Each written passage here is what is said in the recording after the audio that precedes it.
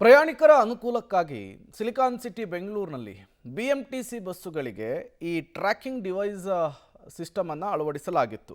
ಇದೀಗ ಕರ್ನಾಟಕದ ರಾಜ್ಯ ಸಾರಿಗೆ ಸಂಸ್ಥೆಯ ಬಸ್ಗಳು ಕೂಡ ಹೈಟೆಕ್ ಆಗಲಿದೆ.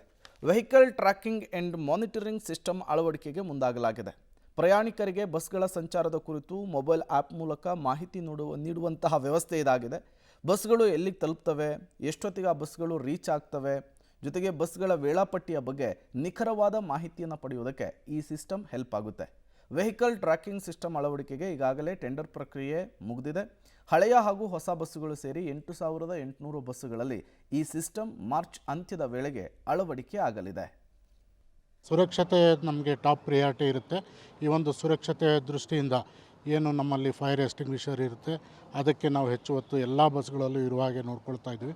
ಜೊತೆಗೆ ನಾವು ಈ ಒಂದು AC ಸ್ಲೀಪರ್ ಕ್ಲಾಸ್ಗೆ ಏನಿರುತ್ತೆ ಅಲ್ಲಿಯೂ ಸಹ ಈ ಹ್ಯಾಮರ್ಗಳನ್ನು ಇಡುವಂಥದ್ದು, ಮತ್ತು ಈ ಒಂದು ಅಗ್ನಿ ಅವಘಡ ಆಗದಾಗೆ ತಡೆಯೋದಕ್ಕೂ ಸಹ ಕ್ರಮ ವಹಿಸ್ತಾ ಇದ್ವಿ. ಜೊತೆಗೆ ಡ್ಯಾಶ್ ಕ್ಯಾಮ್ಗಳನ್ನು ಸಹ ಅಳವಡಿಸ್ತಾ ಇದ್ವಿ. ಈಗಾಗಲೇ ಹೊಸ ಬಸ್ಗಳು ನಾವು ಆರ್ಡ್ರ್ ಮಾಡಿದ್ವಿ, ಅದರಲ್ಲಿ ಕಂಪಲ್ಸರಿ ನಾವು ಹೇಳಿದ್ವಿ. ಈಗಿರುವಂಥ ಬಸ್ಗಳಿಗೆ ಅಳವಡಿಸೋದಕ್ಕೆ ನಾವು ಈಗಾಗಲೇ ಟೆಂಡರ್ ಕರೆದಿದ್ದು, ಶಾರ್ಟ್ಲಿ ಅದನ್ನು ಸಹ ಮಾಡ್ತೀವಿ. ಸೊ ವೆಹಿಕಲ್ ಟ್ರ್ಯಾಕಿಂಗ್ ಸಿಸ್ಟಮ್ ಮಾಡಬೇಕು ಅಂತ ಹೇಳ್ತಾ ಇದ್ವಿ. ಆ ಒಂದು ವೆಹಿಕಲ್ ಟ್ರ್ಯಾಕಿಂಗ್ ಸಿಸ್ಟಮ್ ಜನರಿಗೆ ಅನುಕೂಲ ಆಗಬೇಕು, ಅತಿ ಹೆಚ್ಚು ವೆಯ್ಟ್ ಮಾಡಬಾರ್ದು. ಬಸ್ ಎಲ್ಲಿ ಬರ್ತಾ ಇದೆ, ಈಗ ಫ್ಲೈಟ್ ಟ್ರ್ಯಾಕಿಂಗ್ ಸಿಸ್ಟಮ್ ಅಂತ ಇದೆ. ಸೊ ಅದೇ ರೀತಿ ಬಸ್ ಟ್ರ್ಯಾಕಿಂಗ್ ಸಿಸ್ಟಮ್ ಸಹ ನಾವು ಈಗ ಅದನ್ನು ಹೊಸ ಪ್ರಯೋಗವನ್ನು ಪ್ರಾರಂಭ ಮಾಡ್ತೀವಿ. ಶಾರ್ಟ್ಲಿ ಅದನ್ನು ಅಳವಡಿಸ್ತೀವಿ. ಟೆಂಡರ್ ಆಗಿದೆ. ಟೆಂಡರ್ ಕಂಪ್ಲೀಟ್ ಆದ ತಕ್ಷಣ ಅದನ್ನೆಲ್ಲ ಕಡೆ ನಾವು ಅದನ್ನು ಇಂಟ್ರೊಡ್ಯೂಸ್ ಪ್ರತಿಯೊಂದು ಬಸ್ಸು ನಮ್ಮ ಟ್ರ್ಯಾಕ್ ಮಾಡ್ಬೋದು. ಪ್ರತಿಯೊಂದು ಬಸ್ಸನ್ನು ನಾವು ಜಿಯೋ ಟ್ಯಾಗ್ ಮಾಡಿ ಬಿಡ್ತೀವಿ.